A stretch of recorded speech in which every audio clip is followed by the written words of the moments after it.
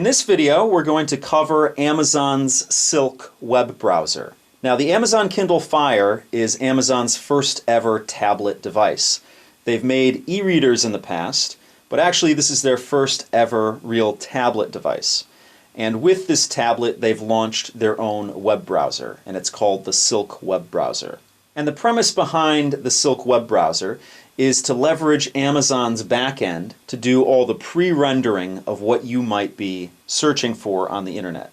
So some of the tablet's horsepower is used to render the web page, and some of Amazon's backend is used to render the web page. So let's say you go to your favorite website.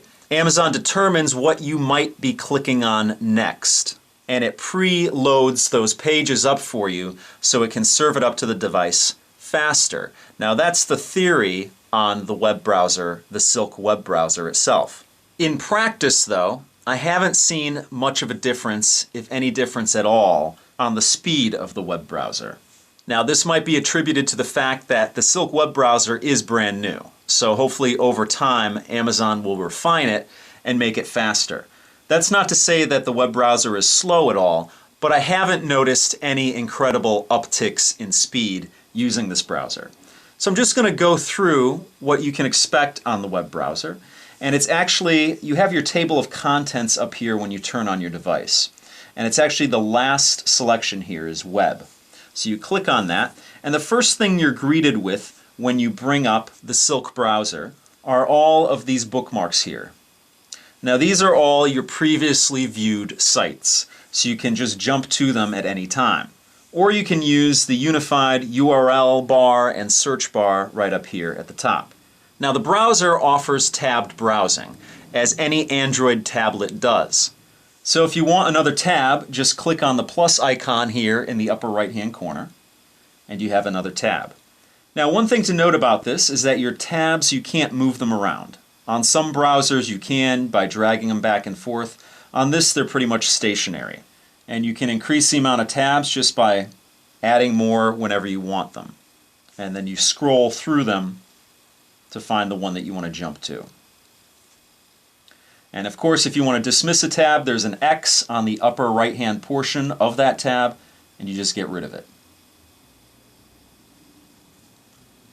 And I had a bunch there, that's why you couldn't tell it was leaving, but I was dismissing them as I was going along.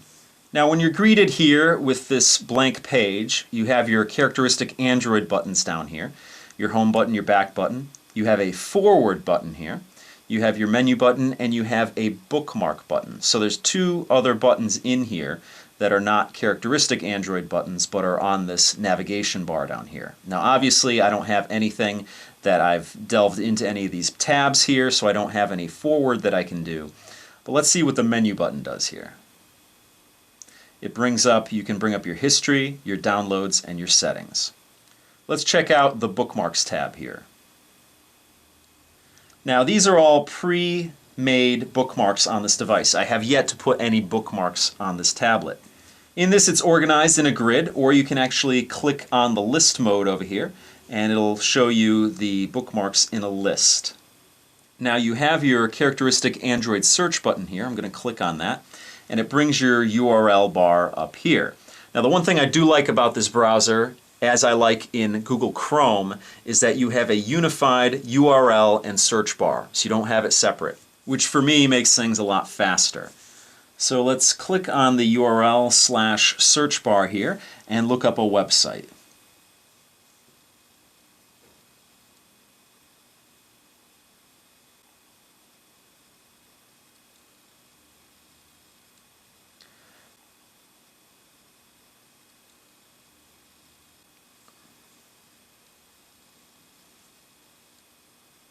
This browser supports Flash, and as far as I'm concerned, that's the way to go. I want a device that supports Flash.